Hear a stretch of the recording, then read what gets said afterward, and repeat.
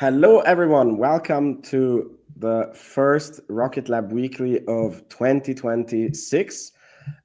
We have an almost full house. Dave G is still missing with a very good excuse. Unlike Matt, who has, since the White House incident, he has been too cool for Rocket Lab Weekly, but he is finally here. We actually found out that he was simultaneously telling Trump how to handle the Venezuelan oil and give Rocket Lab the SDA award, and that's why he ended up on the White House. Speculations will continue. Speculation continue. Job, but it has been nice to be back with you guys, so it's exciting. I do miss this. I fully intended last week, and then I was meeting my sister's newborn baby as well. So I was like, as much as I would love to be on Rocket Lab Weekly right now, I was like, I dedicate majority of my time on weekends to hang out with you guys. So this was the one and opportune time that I could actually see the baby. So. Lots of new babies. How exciting. That is a damn good excuse. So so reasons that is okay to miss Rocket Lab is meeting babies for the first time or making babies. And those are the only acceptable ones. Okay, cool. And we also have Miss Iglesias with us, who is heroically here with the cold, if I understand it. Yeah. And we have Scotto, who is heroically here from Canada. It's while it's still Canada. Exactly. Until what's his name gets abducted as well, and then what's the name of the current? Carney. Carney, exactly. Yeah, we got plenty of oil too, guys. Matt.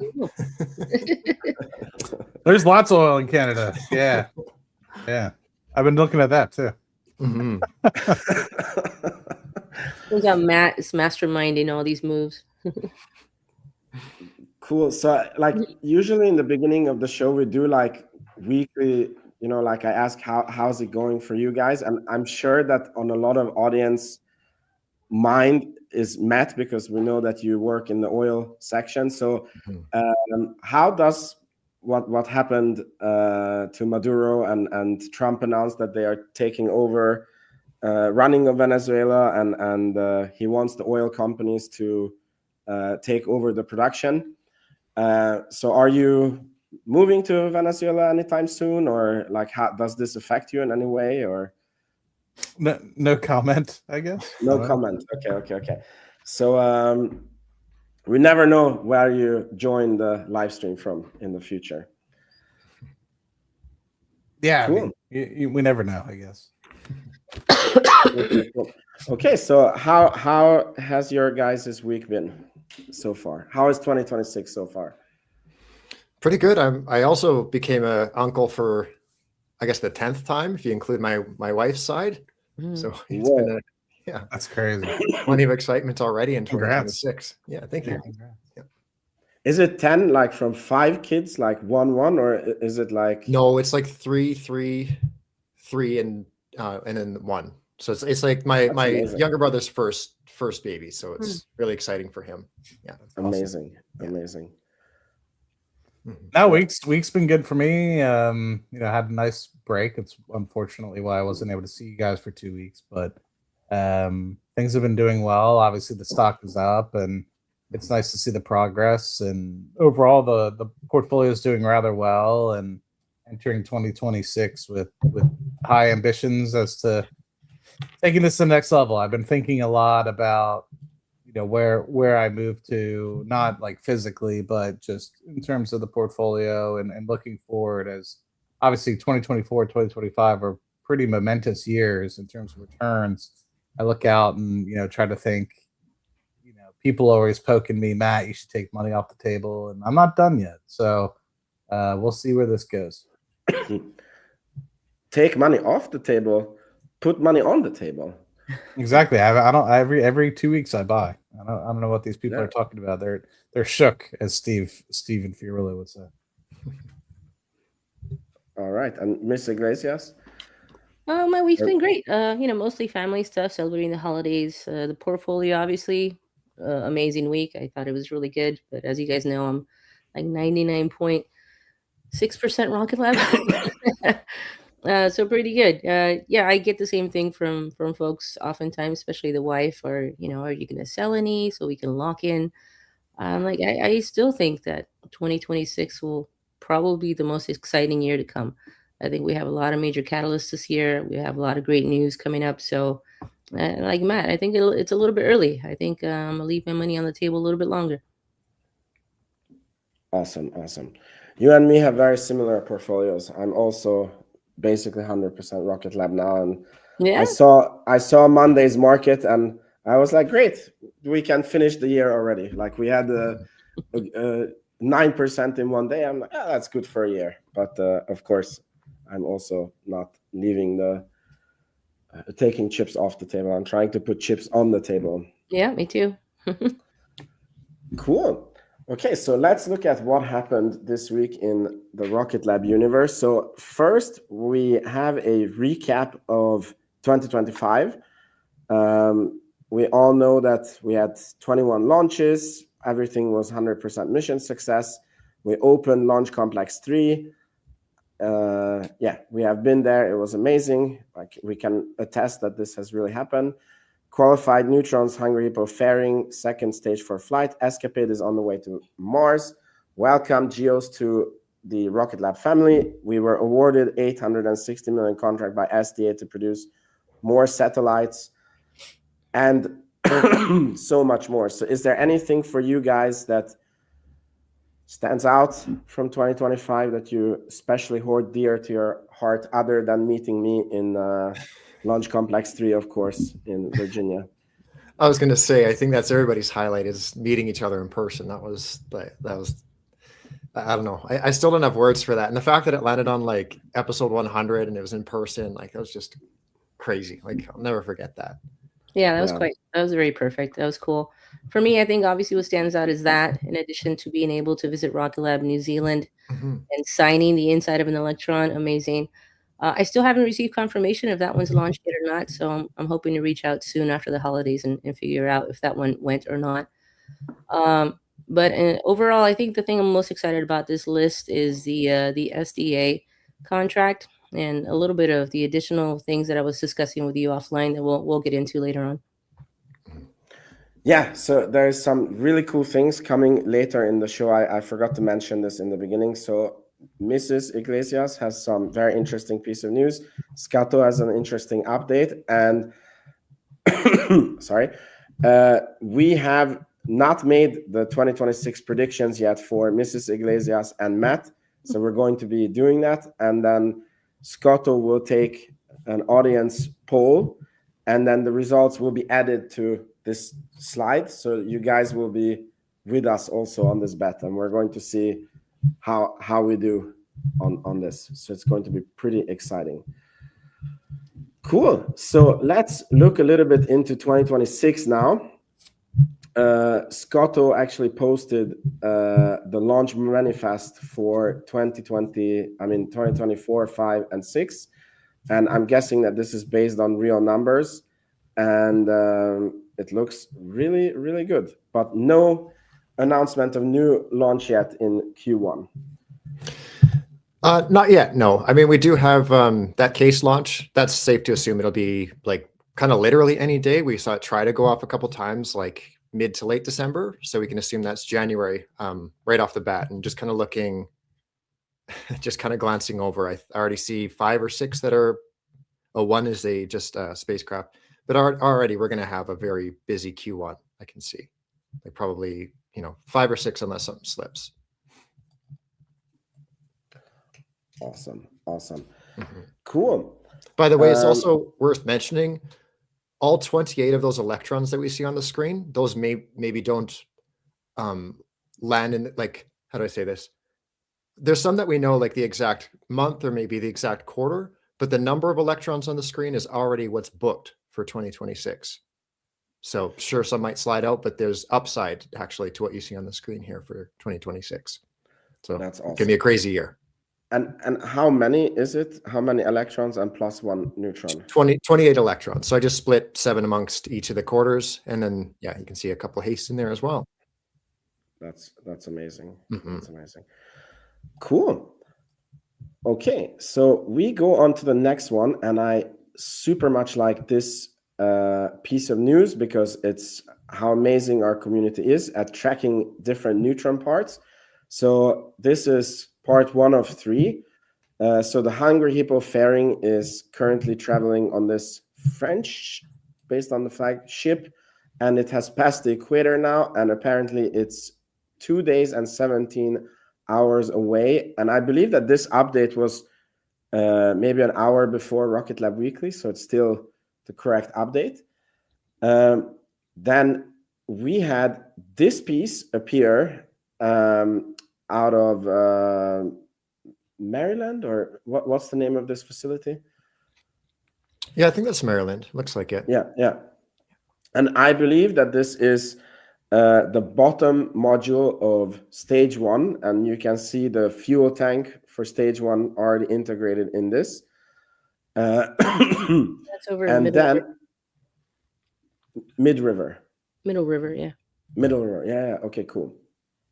And then this is the same piece being stood up, and I guess they are doing certain tests on this. And we can really see now everything happening. I wish it would be so cool if somebody could do like an animation of like showing the different rocket parts and, you know, like attaching the real life image of it to it and what is missing. Because on this picture, for example, I'm not sure that you have the engine bay or skirt or whatever it is called. Yeah, no, I You- think you someone don't. did that. I think somebody hypothesized that this was like the first part of the bottom, and they superimposed it on one of the Neutron images from the website. I'm trying to find who that was, but also, I mean, shout out to Murray J. Pato and Eastern Shore Spaceflight for For sure. keeping us posted on all these moving pieces. That's been really awesome. So thank you for that. Mhm. Yeah, you can definitely visualize it. Miss Iglesias, that it definitely definitely is the bottom first stage. And you're right, Vince, it doesn't have I don't know how large it's going to be. Of course, it's hard to kind of like show, but from this picture, if you just imagine, it doesn't have the 9 Archimedes engines that would be coming off. And what you're looking at is the top. That's obviously the tank, the fuel tank that feeds the Archimedes engines.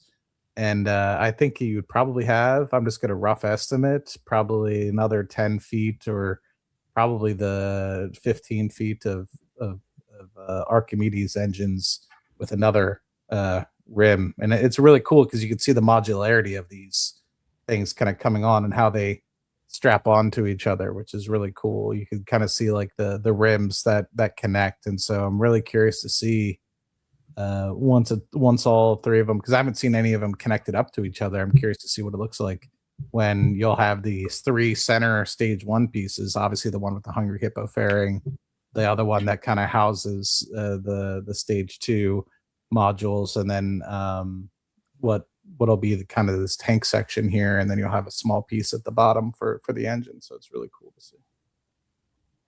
Yeah.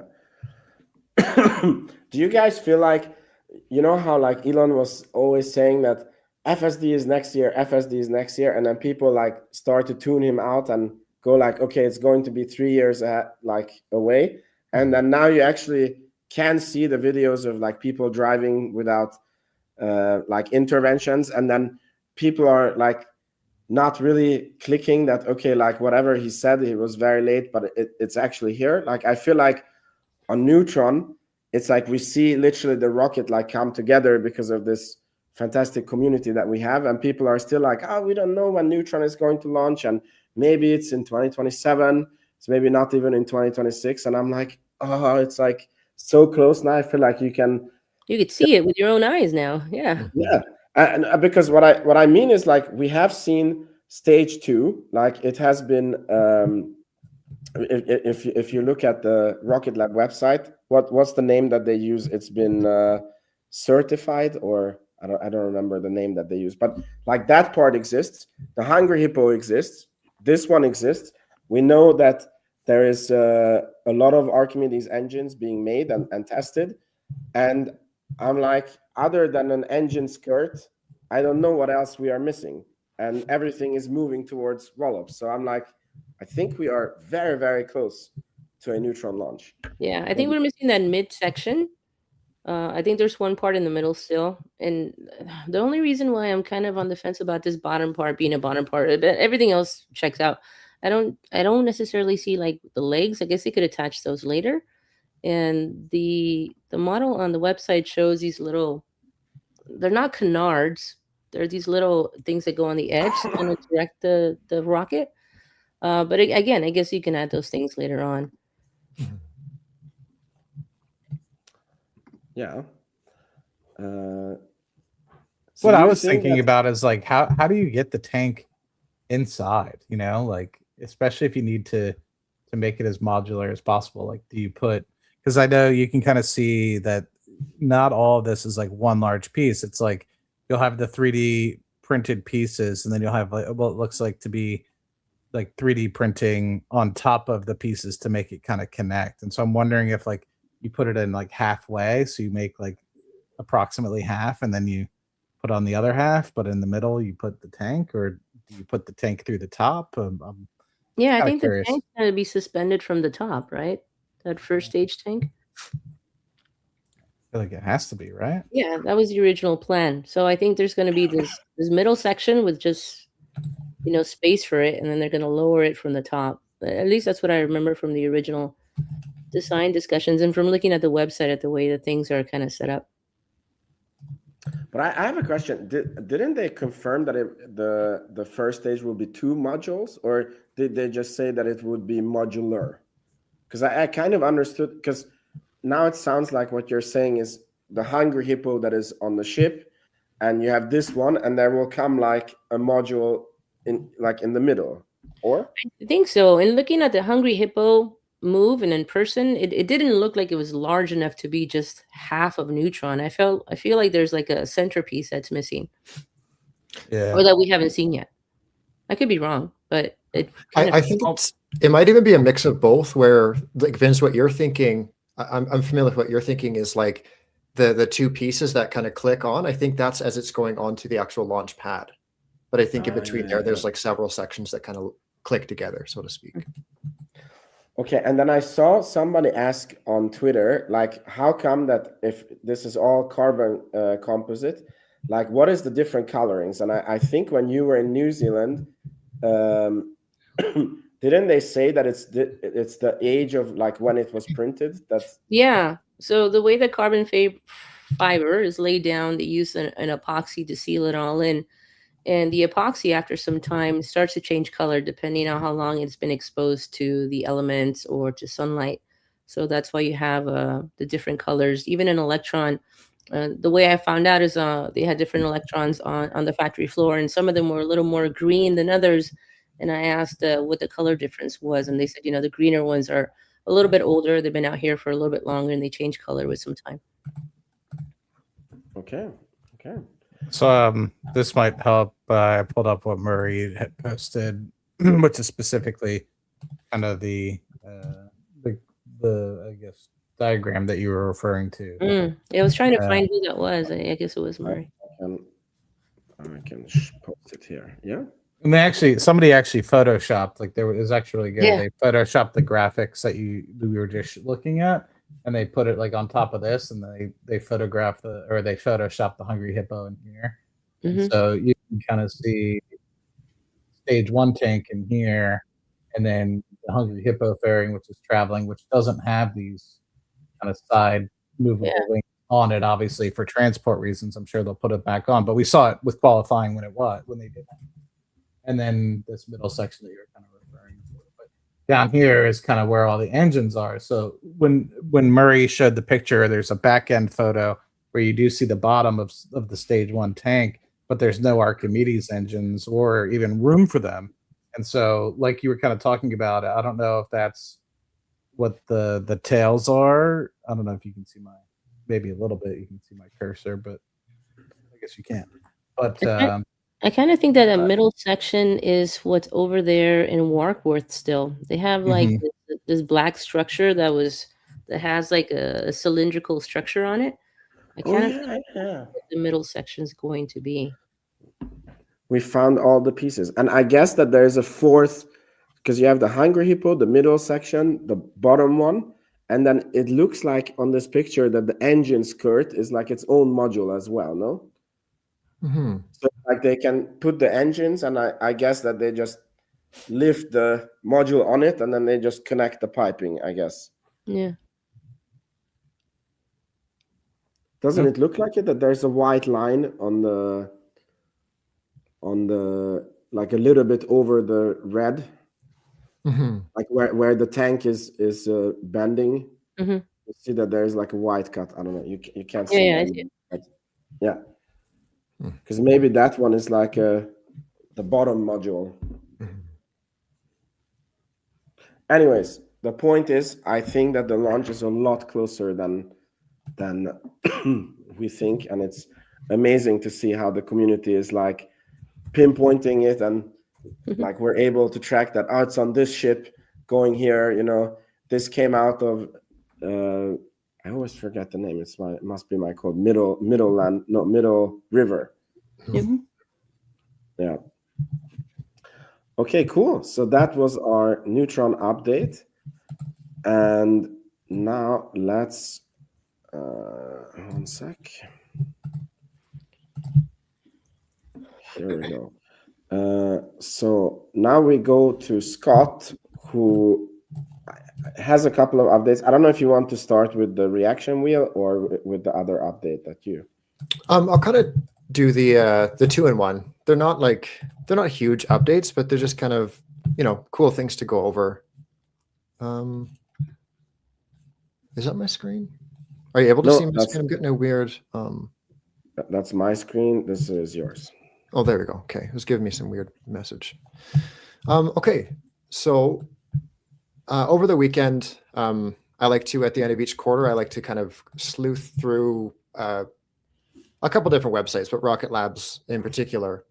Just kind of looking for any numeric changes that have happened over the quarter.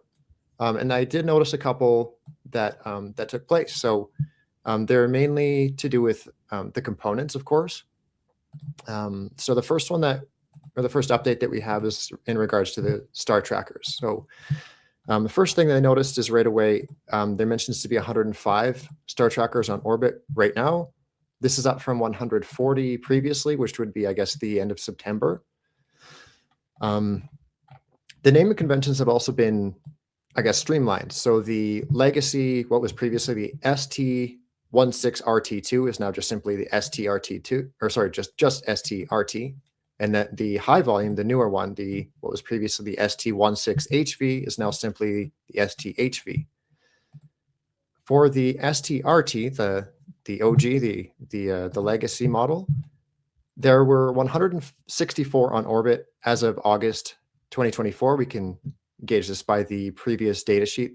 And as you can see down here, there is now, actually it's a little small. There are now 175 units on orbit as of October of 2025. So not huge. It's like a change of 11 over a 14-month period. Not, nothing to write home about, but this is the legacy star tracker.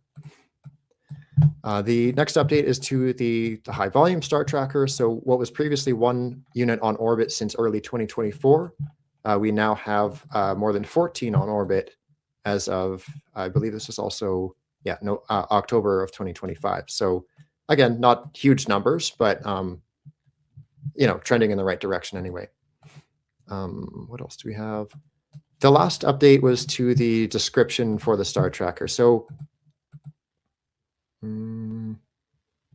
I think it was just this simple mention that there are 14 units on orbit with many more awaiting launch. So I thought that was just an interesting takeaway. It seems like there have been some that have been delivered, but not on orbit yet. So it's going to be interesting to see how the STHV performs in 2026. Moving over to the reaction wheels now. Rocket Lab was long overdue for an update on their website. So this number right here, it said that there were 240 wheels on orbit performing well. That was as of November 11th of 2025. And that was updated sometime in mid-November to state now more than 1,100. So it was The 240 number, that was just somebody hadn't updated the website, because we know that there were a few more than that. And actually there's a few more than even the 1100, but we'll get to that in just a minute. For the 12 NMS wheel, as of November 11th, 2025, that's actually the description. So this has been updated to kind of reflect, I guess, a higher mass capacity for these reaction wheels. Previously, it mentioned that the 12 NMS wheel is Rocket Lab's largest wheel in production, designed for a long life and reliability, and it is ideal for high-volume constellation missions and spacecraft with masses as high as 600 to 650 kilograms. And as you can see here, the range is now between 400 and 1,000 kilograms. The new model, the 5 NMS wheel, it was previously... Oh, right, these are about to launch. Okay, so we can see here that there are several flight models already shipped to customers and awaiting launch. And this also mentions that the first flights for this bad boy are in 2026. So that's another one to watch, as well as that other star tracker. This new 5 NMS reaction wheel seems to be taking flight this year. And this is the one that we got to ask Peter about in, I was going to say in person, but in interview. And he mentioned, it was pretty clear, this isn't for a customer, this is for customers. So it's going to be exciting to see that one fly with not just one provider, but many. The final update is to the 60 NMS wheel. It was previously mentioned to be over 330 units, or no, sorry, it is now 330 units, up from what was previously 317. So not high volumes, but still pretty cool to see. But where things get really cool is if we are to factor in a certain mystery customer, we can actually see that 1100 number, that's probably from September's update to the website, or give or take September's, because realistically we're a lot higher. We're probably closer to, I mean, actually we're pretty much spot on, not including the other lower capacity models. We're probably sitting around 1300. But the interesting part is Amazon, they'll lose their FCC licensing. They need to launch at least 1,618 satellites by July 30th. And they ended 2025 with 180. So they needed to launch the 1,618. That's half of the constellation. And they're going to come nowhere close to that. I was kind of looking up the launches that they have booked. And I mean, they have Atlas V, which we can assume maybe 3 or 4 in the first half of the year, and 27 sats each. So being generous, that's 108 satellites right there. For Vulcan, that's not starting launching till the second half of the year, I'm betting. New Glenn, similar situation. Maybe they have 1 New Glenn launch in the first half of the year with Amazon satellites, but probably not. And then finally, they have launches booked for Ariane 6, but same thing. Like, we might have 1, maybe 1 in the first half of the year. So all this to say is they need to launch 1,436 satellites, and it looks like they're going to launch not even a tenth of that, with roughly 140 between those 2 launchers. So it's going to be interesting to see what happens with Amazon, and kind of indirectly this alleged relationship between Rocket Lab and Amazon, because the way that it's currently set up is like Amazon will only be able to retain the constellation that they have as of July 30th. But of course, if they've only launched, like, not even 400 satellites, I'm sure they're just going to get an FCC extension. But it's one of those things where, like, it's, I don't know, worth kind of like having on the radar, as if that FCC license does not get extended, that could be problematic for Rocket Lab's reaction wheels, the 12 NMS, allegedly, of course.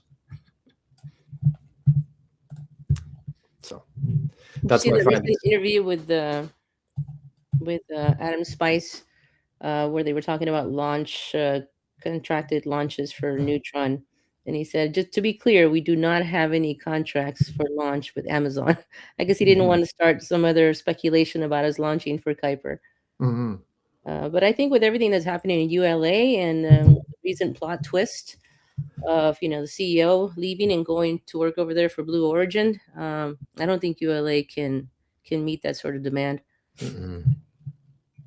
One last thing I forgot to mention. You guys might have saw this already, but the year-over-year increase from reaction wheels delivered to orbit is up 140%. Nice. So it's like if Amazon is able to like execute even reasonably well in terms of satellite deliveries, that number is going to go way up through 2026.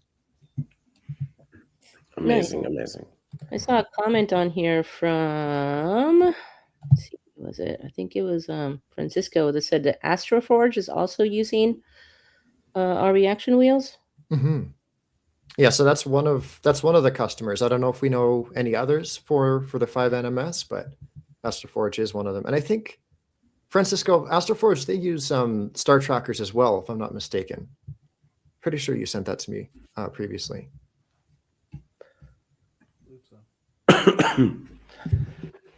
Okay, cool. Thank you, Scotto, for this update. And Mrs. Iglesias also had quite a big update, actually, when she told us in the room. So before the live stream, so I want to give it over to you. Yeah, let me try to share my screen, see if I can. I've never tried sharing on this platform. But before we get into that, Modbox sent me an image from, I guess, the previous investor presentation deck. That's actually very useful. It shows the diagram, yeah. Yeah, and I had completely forgotten about it. That's Okay. what I was being quiet looking at. Yeah, are you guys able to see that okay? Yeah. I think this really takes a lot of the speculation away. I think what we are seeing in Middle River is this structure here. And I think you're right, Vince. I think the engines will fit down here into the thrust structure. And I'm not sure that that's attached to it or not. And then this is a middle section that we kept referring to in terms of what's missing. And this is what's on the way. Awesome. Awesome. Yeah, so it's really cool to see it all come together. And to your point, Vince, you were saying, you know, people are still doubting on whether or not it'll be something that happens in 2026. I'm like, I don't know. How can you doubt your own eyes? I mean, all these pieces are literally coming together. And I mean, the company hasn't even shared any of this with us. This is through all of our different, you know, online sleuths finding all this information, taking pictures, chasing pieces down, right? So I think it's all great updates. So sorry, where's this image from? This is from one of the earnings presentations? The investor presentation deck. Okay. And then it goes through and shows like each one of them. So like it'll talk about the progress specifically around the upper stage one, and then the bottom stage one, and then it'll show specifically the Hippo bearings and stage 2 tank testing, and it's really good. They lay it out really in a lot of depth in the investor deck. But the thing that I'm still trying to wrap my head around is that bottom third, like you were saying, like how that engine module, because like if you look, the thrust structure, which is the second graphic from the left, is like massive, right? And so I'm curious if that like pushes into the stage 1 tank at the bottom, if it like somehow, I don't know. It's just like, to me, how it fits is kind of crazy. Maybe because we're looking up at it and it looks so much bigger that when you put it actually next to the stage 1 tank, it really isn't all that big, because that stage 1 tank is massive. I mean, you see people standing next to it. So maybe just based off of the perspective that you're seeing with the gentleman kind of like looking up at it, and it looks a lot bigger than it is. But to me, I'm like sitting here like, is there really going to be that much additional extension to the bottom of the stage 1 tank, and or is some of that big going to feed into it? It is a big rocket. I every time I see another piece like put up and the people like standing next to it, I'm like, it's big, but I mean, it's supposed to be what, 180 feet, 150 feet. I think it's supposed to be 141 feet according to the website. It's big. I just remember from standing there. Just shy of 30 meters or 50 meters? 43 meters. 43 meters. Yeah, you were saying, Vince? No, I just remember when we were in Wallops and they were like, yeah, this is like how high the rocket will go. Like when they were showing the Thunder things, and then they like, I think it was Sean Domino or someone who was showing like how high the rocket will go, and it was big. Yeah, there's a good graphic on there that they show like the Neutron standing on top of the pad, and you're like looking down at it, and like the whole base is pretty much LC. That whole LC3 thing. Like you might have 4 or 5, 6 feet around the bottom of the rocket, but it's not like you have like dozens of yards or anything that are from the edges. So it's like that base is really big. Mm-hmm. Cool. So Mrs. Iglesias. Oh, yeah. So let me go over this article that was out in the Motley Fool this morning. Let me see if I can figure out how to share that. Share screen. Oh, my God. I think it's work. Yep, it should work. Hang on. It wants me to allow things. All right. Okay. Are you guys able to see? Yes. Okay. So this article is in the Motley Fool this morning. And as I'm reading more through it, I'm kind of wondering if this guy is a little bit confused or if he has information that we don't have. So it talks a little bit about the big contract that we won recently, obviously, with the tranche contract and all the players that were awarded also. But it also goes into mentioning, this is something that we speculated, I think, a couple of Rocket Lab weeklies ago, where I said that I think that potentially all of the different providers are going to have to use the same sensors so that they all can communicate with each other. So this article kind of confirms that. It says that all of the providers in this contract will be using the Starlight space protection sensors, which is a product of Geost. So not only is Rocket Lab creating 18 satellites, and providing different parts for the satellites, but the article quotes it as if every single provider providing satellites in this contract is in fact going to be using these Starlight sensors from Geost. It goes on to say that, approximately 1 billion for supplying items such as payload, solar solutions, and all the other stuff that had kind of been covered. And that's how kind of I understood it when SPB came out and had that presentation afterwards, where he explained that, yeah, it's 8.16, I think.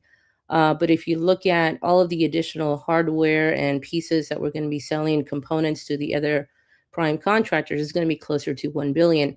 But what this author has done is he's gone on to say that he believes that it's 1 billion in addition to the original 816 million, bringing the total potential closer to 1.8 billion. I don't know if this is accurate. I would love to see, he doesn't cite where he's getting this information from, but I would love to see somewhere where this is coming from. Because as I understood it, and maybe you guys can chime in, when SPB explained it, he explained that everything in total would be closer to 1 billion, and that included all of the other solar solutions, components, software, all the other things that were added. But because the article specifically mentions now that it's been confirmed that they will all be using Starlight sensors, I don't know if that's why this author is assuming or stating that there's going to be an additional 1 billion just from the Starlight sensors alone. That seems a little inflated. Any thoughts? And it's only tranche 3 that's only using okay, so it's tranche 3. It doesn't have anything retroactively for tranche. No. Yeah, he did say that earlier the previous tranches did not require all of them to use the same ones, and I think that's something that we had read before from people complaining that they not all the satellites that were being provided by all the contractors were able to communicate effectively with each other, or it had yet to be tested, and that's why they had put this contract on hold for a while until more research was done. So I guess for this one, it looks like they determined that in the very least, they all have to have the same Starlight sensors that are created by Geost. So that's pretty big, but SPB did not mention that specifically in his presentation. So I'm wondering if there's some accuracy in this new article that just came out this morning. And for those of you wondering, right now is a good time to invest $1,000 in Rocket Lab. So there can be a few possible explanations. The lamest one is that this author misunderstood Sir Peter Beck, and he said that this contract is 800, and with the components it can be up to 1 billion, and he understood that components 1 billion plus the contract 800 is 1.8. I hope that's not the case. One other explanation can be that this decision was made public after the SPB announcement and before the article. And then a third explanation could be that Rocket Lab historically is very, very conservative with their contracts and what they announce to investors. And we even found out, that, for example, when we asked Adam Spice on how they count the backlog, and they only count like things that have been ordered and it's impossible to like go out of them. And it can be that the 800 million is like a possible TAM for this contract if everybody chooses to do something a certain way. And then Sir Peter Beck communicated the number that he's like, I'm 100%, you can take my kidney if this is not true. Yeah. Yeah, the only reason I think that this author might be a little bit confused, because he does quote here on this paragraph, and it said it could potentially make 1 billion for supplying items such as payload, solar solutions, attitude, determination, and control components, software, and other solutions from our broad portfolio of capabilities. This is something that we already heard from Peter Beck, but he then kind of clumps them together, and he says that makes Rocket Lab's total win worth potentially closer to 1.8 billion. So I don't think SPB meant that we're going to get 1 billion just from the components. I think in total, in addition to the 816 plus all the other stuff, we were going to be closer to 1 billion. Well, what I do find interesting and probably accurate in this article is the fact that Starlight sensors have also been adopted by other prime contractors developing these satellites. And this is in quotes, but he doesn't cite where he got that information from. So, a little bit of good news with some speculation in there, but I'm happy to hear that it seems like it's been confirmed that everybody's going to be using those geo sensors. Yeah. Cool. I would chalk this one up to like a bit of miscommunication almost, because and I was having a conversation with somebody about this when that news first dropped with SDA, because they were under the impression that it was like I think the way that it was communicated is like Rocket Lab's building the 18 satellites and all will have the sensors on them. But that the person I was talking to, they interpreted that as like, oh, that means all of the SDA satellites. But my interpretation of that was Peter Beck was talking about only the 18 satellites. But I ran a couple numbers here. Like the total number of satellites is 72, right? Yes.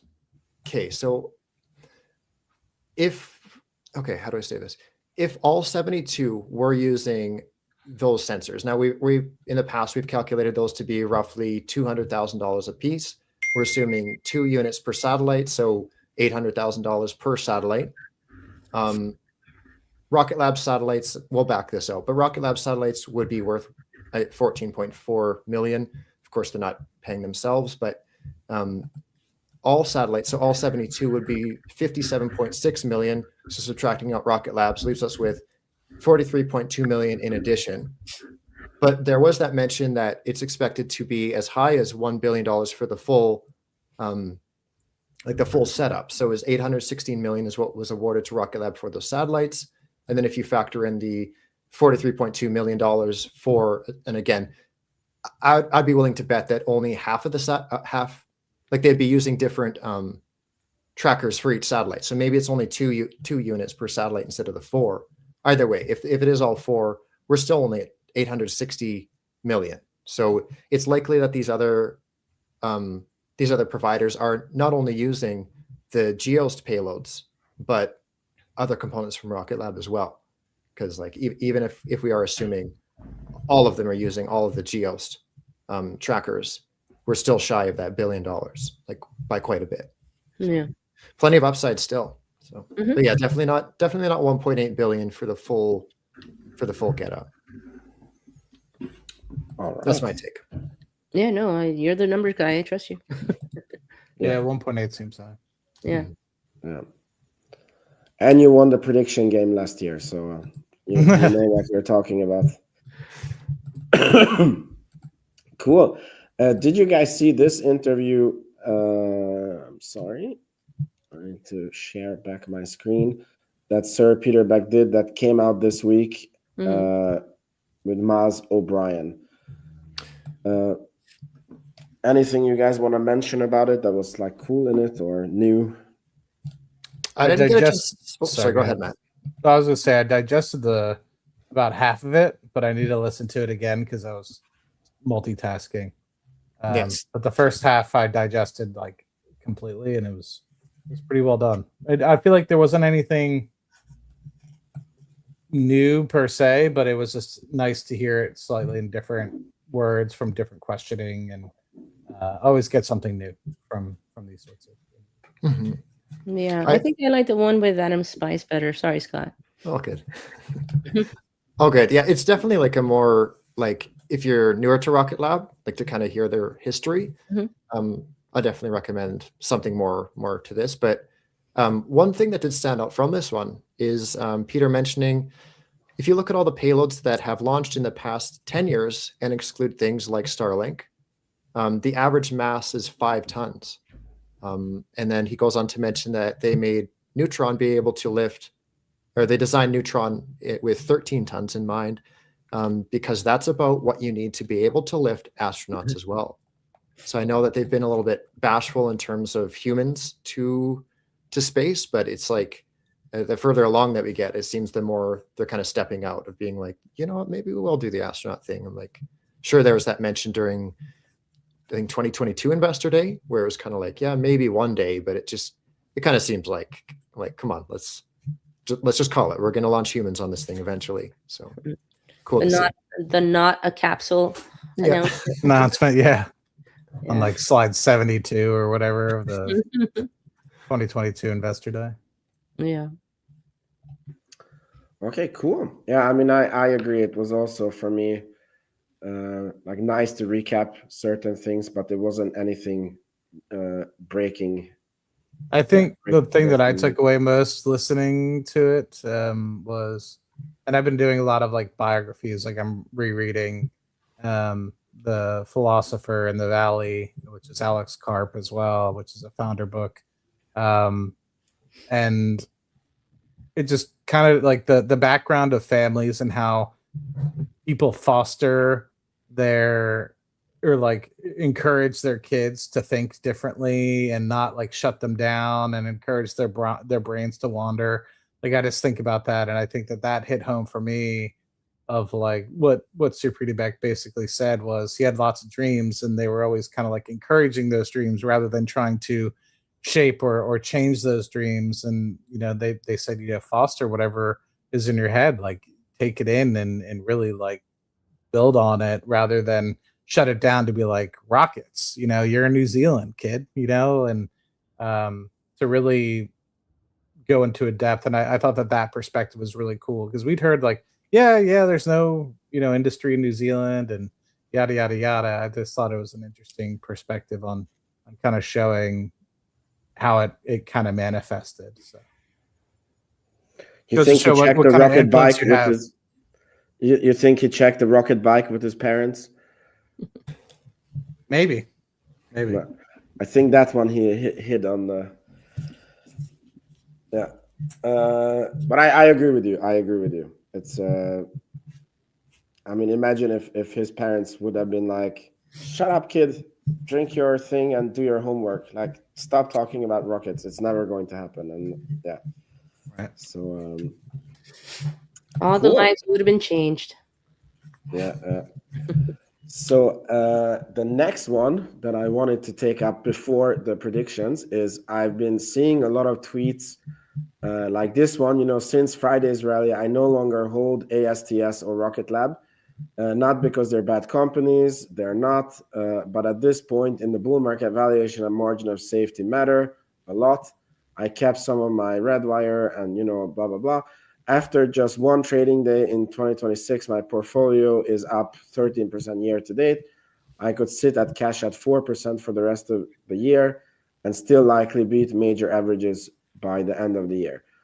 Then the next post, why Rocket Lab is currently overvalued using math and logic. I know this is not a popular opinion, but if it helps just one person, so be it. SpaceX plans to IPO at 1.5 trillion with revenues of 15 billion.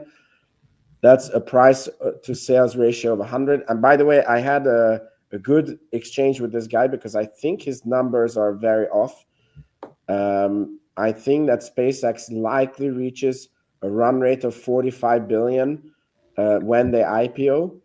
So he's like conflating a past number with like a future IPO and price to sales. So I think that when SpaceX IPOs, it will be possibly, if my sources are correct, around 30, 33 price to sales, which is like, it's not cheap by any means, but it's also not a crazy valuation.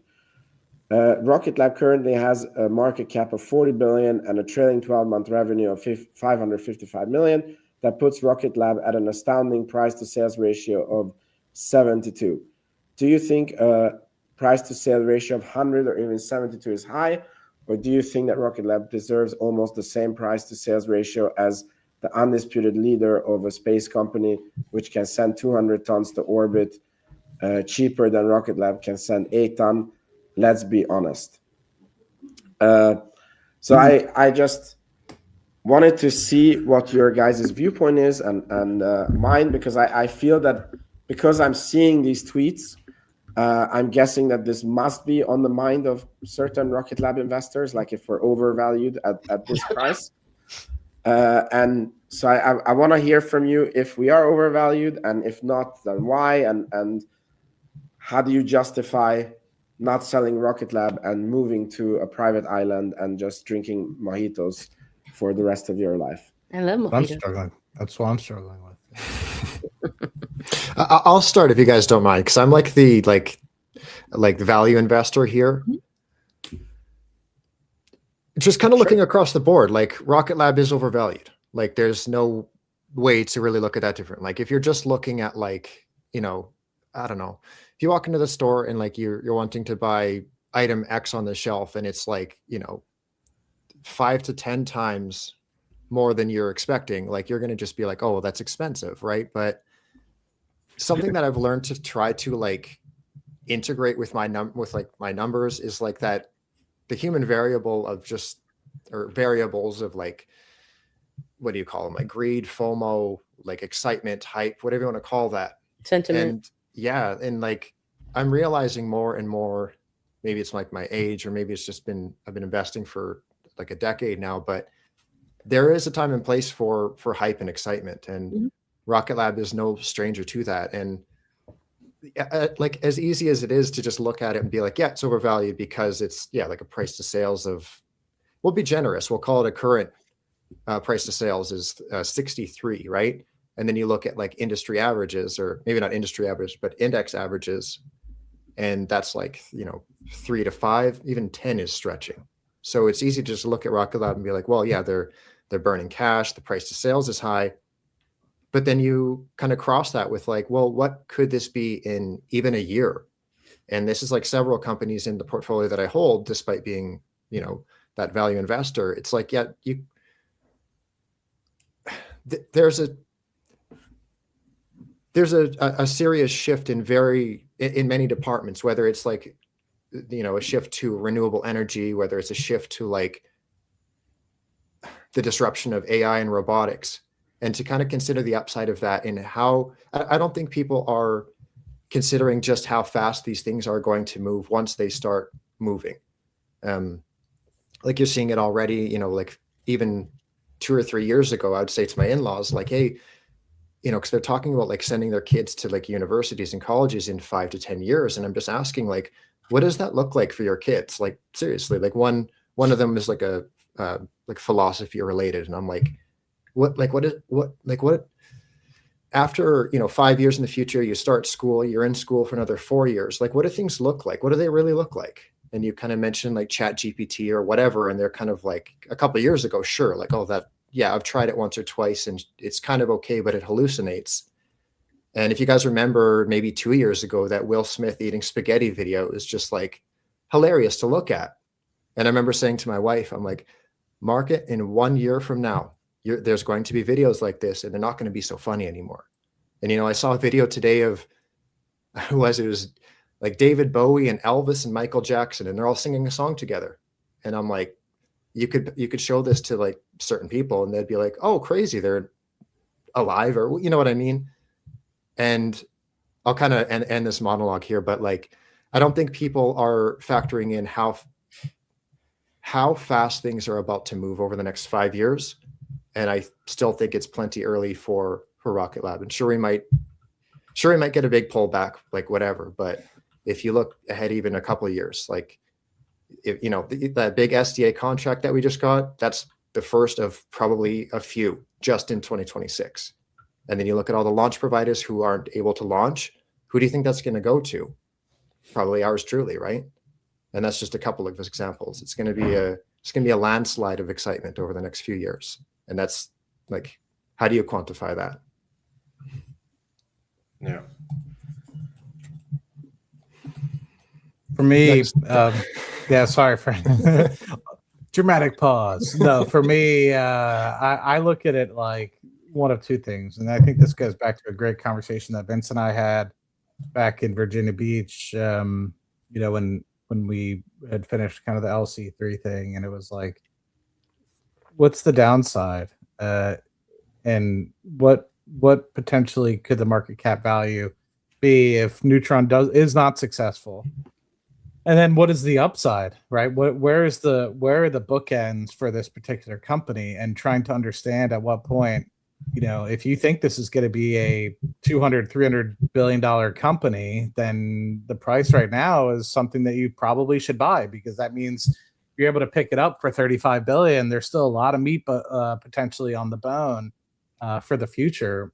You know, that's the way I look at things. That's the way I try to look things out in time. And if it were to get to, let's just say, a $400-500 billion today, then yeah, I'd sell the damn stock. But it's not. You know, it's 35 billion. And you know, when I first bought the stock, I thought it could get to 25 to 50. This was 2021, keep in mind. And now, with a lot more knowledge about where the company is going and the potential of it, and so many people wanting to be involved in the industry, and the margins getting a lot better as well, which I did not think we're going to get, you know, north of 20. Now we're talking about margins potentially in the 40s and 50s. It makes you realize, okay, wow, okay, you know, 100 billion isn't too crazy, and potentially even 200 to 300 billion, depending on how crazy the satellites get, and all these other contracts that they're getting for satellites. You know, that to me is something that has opened my eyes. So, you know, if this person's a trader, go for it. If you wanted to buy a car, so somebody sell to buy some new Teslas, that's awesome, if that's what your objective was. But the thing that I encourage people to do is like really think this through. You know, I think people are going to get a lot of pressure to do both. Hold on to stock longer than they should, and also they're going to get pressured to sell stock earlier than they should. And they really need to ground themselves, you know, take those perspectives in, but listen to what you're doing it for, right? I'm not doing this to buy a house. I have a house. I'm doing this to potentially play, like I'm doing it for Monopoly. Like I think this is fun.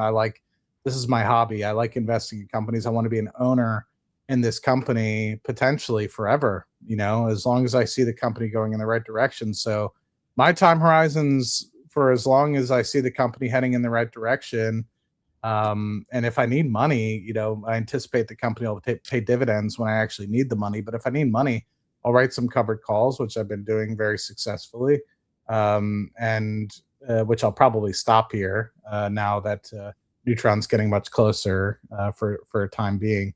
But you know, I can't answer whether or not it's an appropriate time to sell or not. I know I'm not selling because I just envision that this company has much more long runway to go, and their best potential products haven't even been thought of yet, probably. I mean, you're talking something that could be going out to 20-30 years from now and hasn't even been developed.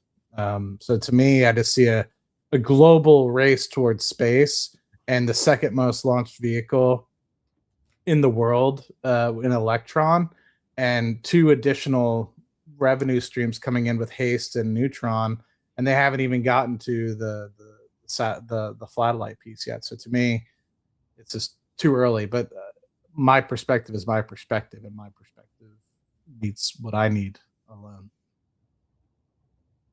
I think what you're trying to say is that this is financial advice, and everybody should do what you're. No, I'm kidding. So, yeah, Ms. Iglesias.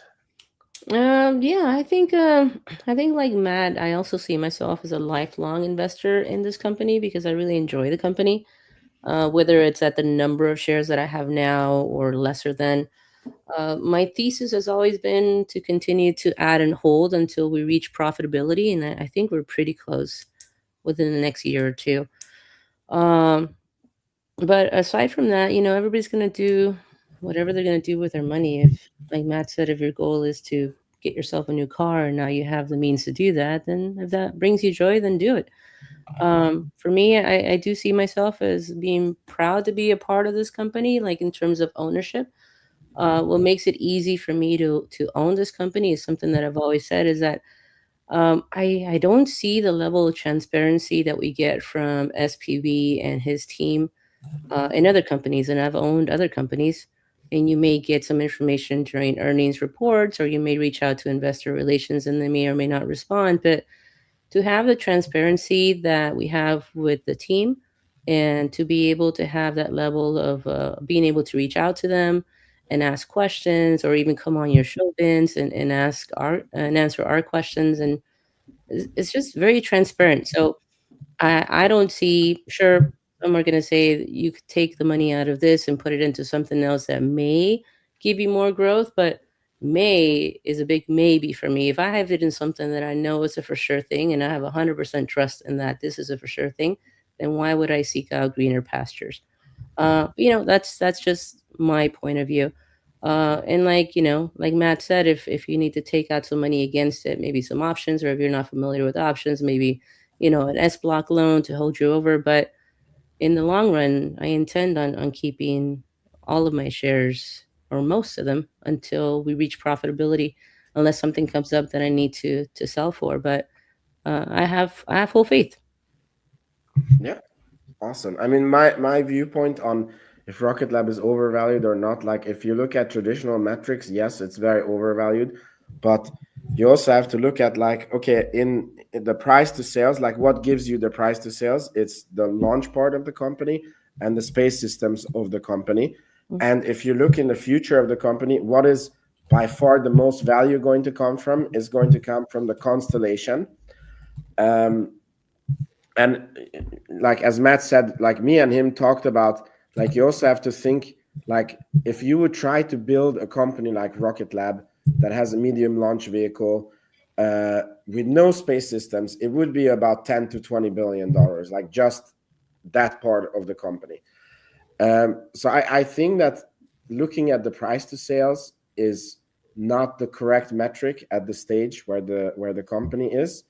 And if you believe that Rocket Lab is only a launch company and only a space systems company, and they're never going to do anything more, then yes, the stock is very overvalued and you shouldn't own it and you should probably sell it. But if you believe that it has a great future, they're going to have many constellations, and it's going to turn into a $200 to $500 billion company, which I do believe is going to happen, obviously not next year, then the price is very reasonable at this point. Of course, what I would recommend is to, have less expenses than income, and if the stock goes down, you can buy heavier, and just make sure you buy every month until you're happy with your position. But yeah, that's what I think.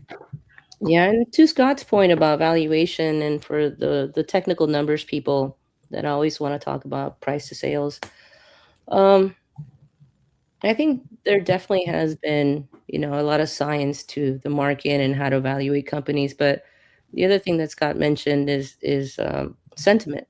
And I think what we have seen in at least the last 5 years is that a lot of these names are very sentiment driven. I mean, you talk to a lot of people and they will tell you, yeah, Tesla's overvalued or Amazon's overvalued.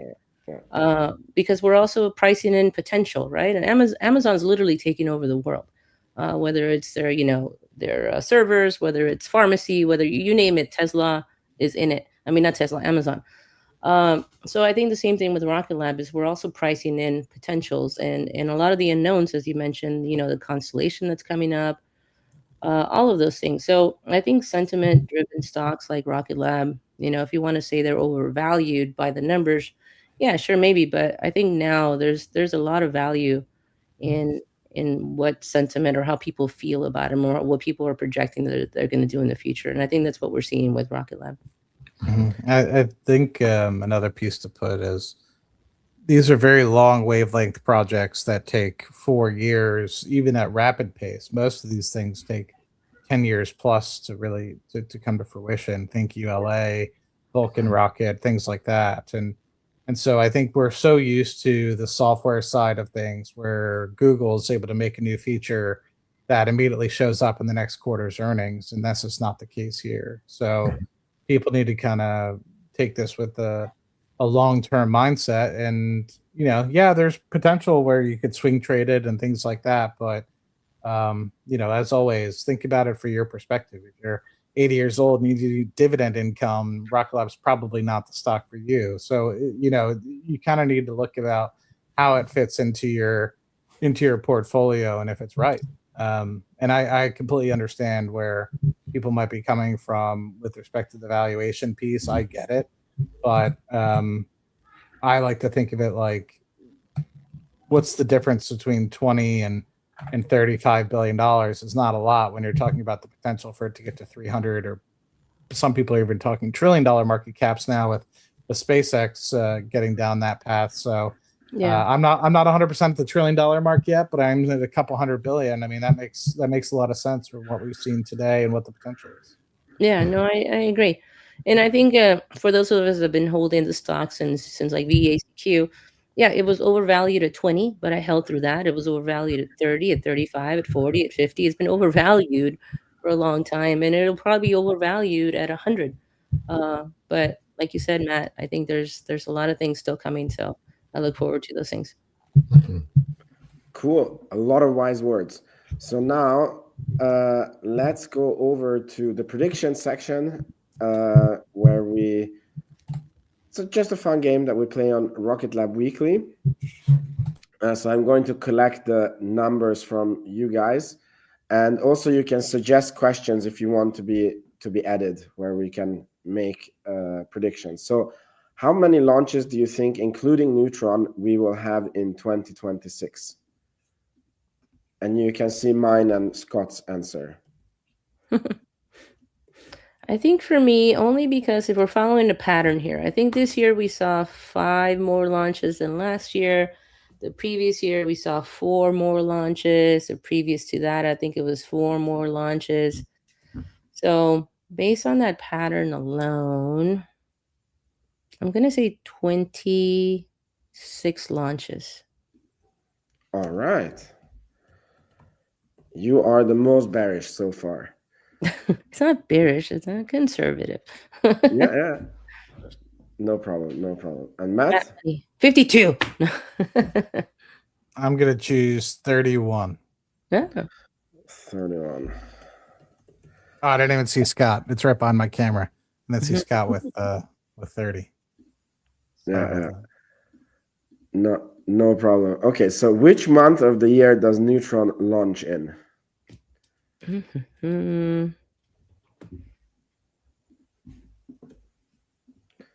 We were horribly wrong on this last year. We all thought it was like June, September 2025. I kind of agree with Scott a little bit. I think end of August, early September. Okay, end of August / early September. And you, Mr. Matt? I will do April. Wow. April. Wow. Okay, cool. How far does the first Neutron launch go? Clear Tower, Max Q orbit. Oh yeah, we left this from last year because we never had the launch, so it's only Mrs. Iglesias who we miss here. All right, what do we have here? Re-entry, semi-successful splashdown, successful splashdown, orbit, off-phenomenal landing. Well, it's fine to have the same as. In the words of Peter Beck, anything, we're not going to call it a success if it just clears the tower, right? I'm going to go for the full 9 yards. I'm going to go with the launch, clears the tower, clears max Q, enters orbit, and successful splashdown. I'm going to go with fully successful based on what they're anticipating. Okay, so there's 1 that has. Was that you? Yeah, it's me and Scott. So the question is, do you think that it's so successful that they will be able to land on a barge next, like they will already try that? Or do you think that it's like they land, but they will still need to launch one more time to like without a barge, just to like get more data? Well, that's a good one. I don't know. I'm very optimistic. I'm gonna go with you, Vince. Okay, good. We take that. Cool. Which quarter do we get the MTO contract? No. I'm gonna go. I'm gonna go with third quarter. All right. Matt? I'll do third quarter as well. I like that timing. Otto over here being super bullish, but I guess Jared Eisman coming in. Yeah. Feeling good, man. Feeling good. Yeah. Yeah. Okay, so how many Neutron launches will Rocket Lab sell in 2026? I think It's not launching, it's selling. contracts. They already had. Did they say they already have 4? Is that what I remember correctly? I think so, yeah. I think they say that. So in addition to those 4, the fourth was, I think, a ride share or something like that. No, it's like 2.5. We got 2 dedicated, and then 1 is the ride share, and then we have like Venus, which is kind of in house. So okay, I think they sell an additional 6. All right, Mr. Matt.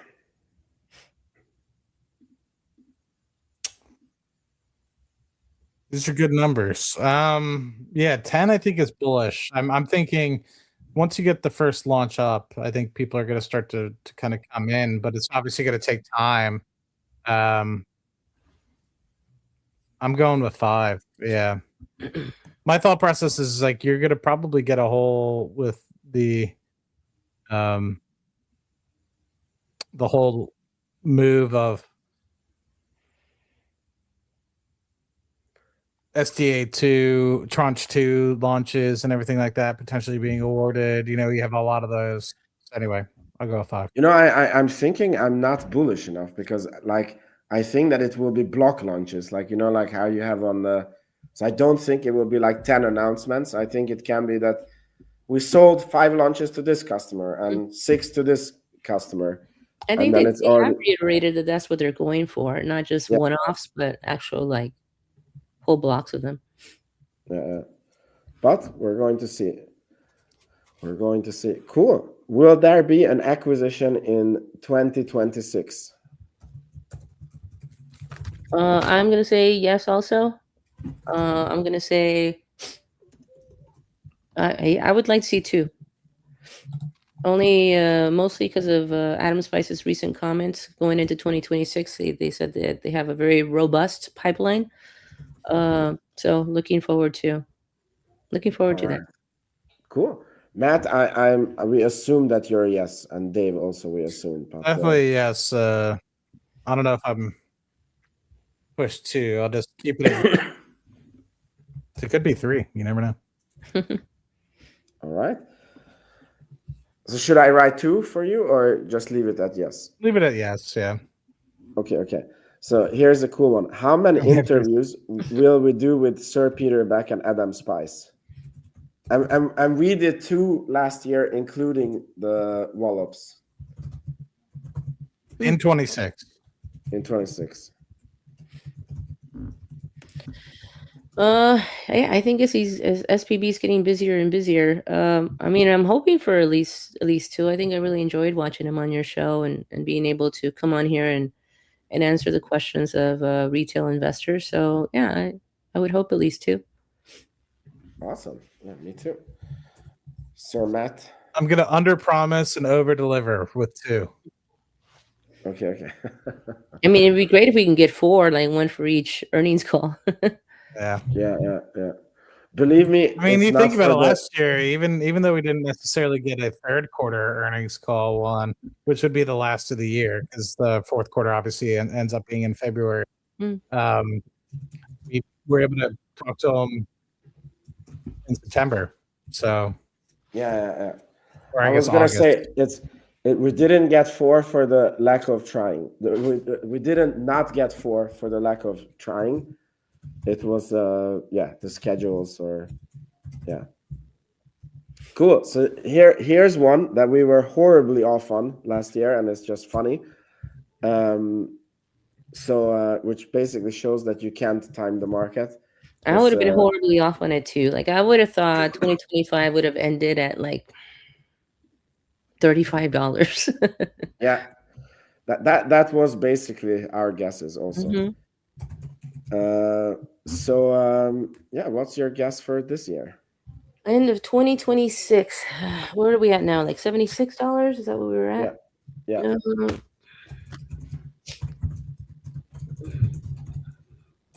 I'm gonna say $115. All right. I'm gonna be conservative, and again, these numbers are life changing. Yeah. Like I would have never thought, that within the years that we've been investing, that we would have been where we're at right now. So, it's great. 125. All right. By the way, Matt, like last year, you got extra points because I think I was like 30, Scotto was like 32, Dave was like 31, and then you were like, what? We were going to end at 45. And I remember we were on the show and we're like, how's Matt thinking? Like, that's like such a crazy valuation. And then we ended at 70, but you were the closest. So we were like, even the guy who we thought was a crazy bull, he was like almost 50% off. Yeah. So how many haze launches do you guys think in 2026? How many do we have total this year, Scott? 3 this year. Just 3? Yeah. I would have thought more. I'm gonna say 9. All right. Yeah, I think we start to see haze accelerate a little bit more. Yeah. I agree with Scott. I'm going 7. Nice. 7. All right. Okay, and the last one. Does Rocket Lab announce their constellation plans in 2026? No. I think this happens in 2027. I think the whole mantra of the crawl, walk, run, and focusing all on Neutron will be this year in addition to whatever else is currently in the works. I think it's too early. All right. Matt? I want to lean with you, Miss Iglesias, and say it would be 1Q or 2Q 27, but I think it's dependent upon how successful the first launch goes. So if like the first launch goes like without a hitch, like to orbit, no problems, then maybe we might see something. But I feel like that's just by the time we actually get a launch in, it'll be second quarter, maybe third quarter. And I think that you just have so much additional work to potentially get the second and then land it. Yeah, why does my no have back and forth? I'm gonna say no. Yeah. My no has an exclamation part, like I screamed it. No, never. Okay, I give it to Matt also. Okay, very negative. I'll take it away. Yeah. Okay, cool. Do you guys think that there should be any extra questions? No, I think. How many more kids does Vince have in 2026? I think that portfolio is pretty full currently. Yeah. Cool. Then I think this is all that I had for this episode, unless you guys want to say something. But yeah. No, I just want to say the content generation from everybody just giving news, taking pictures, like it just is so phenomenal. And it's really made my life easier because I think a lot of people, there were so few people talking about the company with a $2 billion market cap valuation and nobody cared. It seemed like it was just like you couldn't find anybody to even believe you that it was it launches rockets, right? The people were like, are you sure they're not CGI? They're making these live streams fake. And so to have you guys, like, please keep it up because it allows me to not have to pound the table as much on something like Rocket Lab and just put it, I don't want to say put it in coast mode, because obviously I'm still here. I'm still looking at it on a quarterly basis, and it's my largest position. But it allows me to like take a step back because I no longer have to do as much deep DD as I once did. And you guys are just coming out with such better content than I could have ever done. So please keep going. I love it.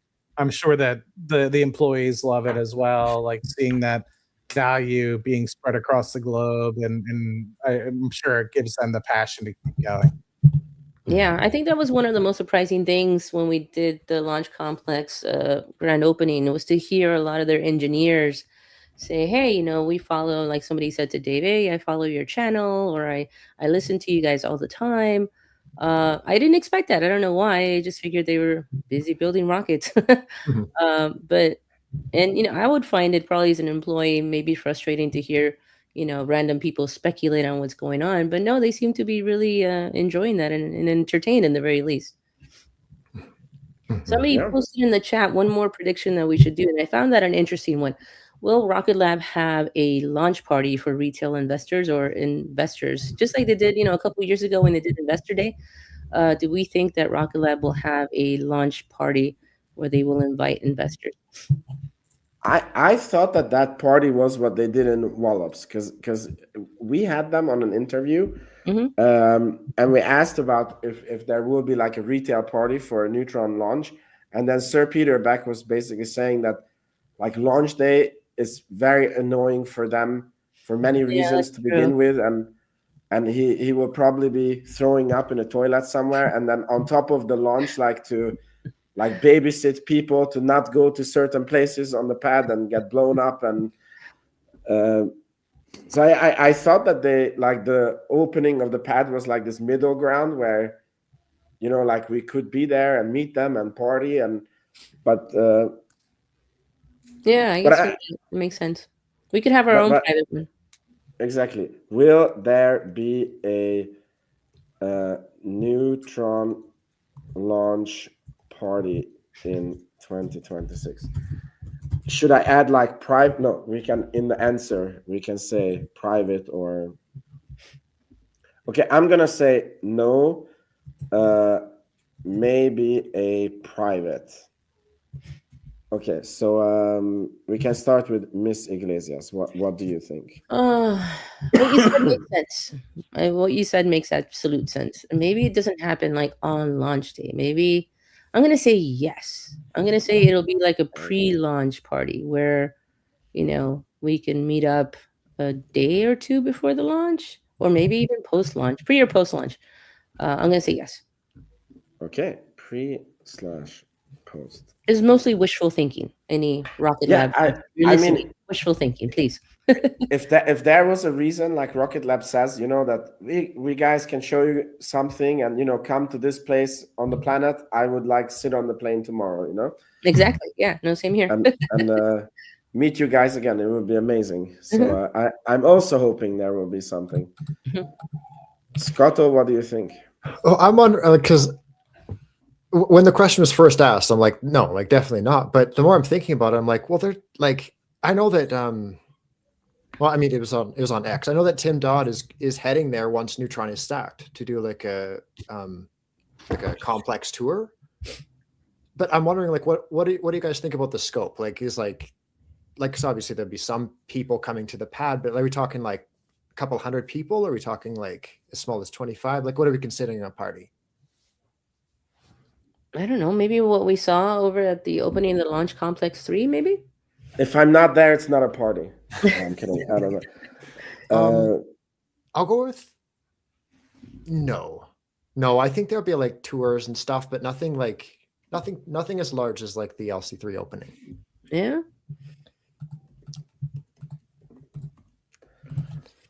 Okay, Matt? I'm also going to go with no. I think, if anything, there'll be an investor day in 2027 that would allow us to meet up again. And likely that'll be a combination of what's next with Neutron, future contracts, future developments in the space systems space, as well as the Flatellite. more formal announcement, which could be pulled into 26. But I just based off my previous answer, I think it'll more likely be 27. And to be fair, I don't want to distract the team from executing. I'd much rather them come up with these things at pace. So I would rather it be in 27 after a successful launch. Yeah, that's also for me because I'm like, the wallops, it was taking time for Sir Peter Beck. I mean, it took like a whole day from him, and I'm like, as much as I love to be with him, we kind of need him for our investment to work. He needs to not be spending time with us and be designing rockets or satellites or whatever he thinks is good for the company. Yeah, I think whatever the case may be, I think we should all definitely, if we can swing it, plan on meeting out there for the launch and maybe doing a live stream from on location somewhere where you can see, kind of like what Tim Dodd does, right? Where you can see the rocket in the distance. Would be amazing. Okay, and just a reminder to the audience, I've posted polls on my X, so go vote, and I'll be sure to add that to the tracker for us to go over this time next year. Awesome. So thank you, everyone. Fantastic episode, and may your sky stays blue and your stock stay green. Miss Iglesias and me, I hope we get well by next week, and see you guys again. Yeah, bye-bye. Thanks, Take guys. care. Thank you guys. Bye-bye.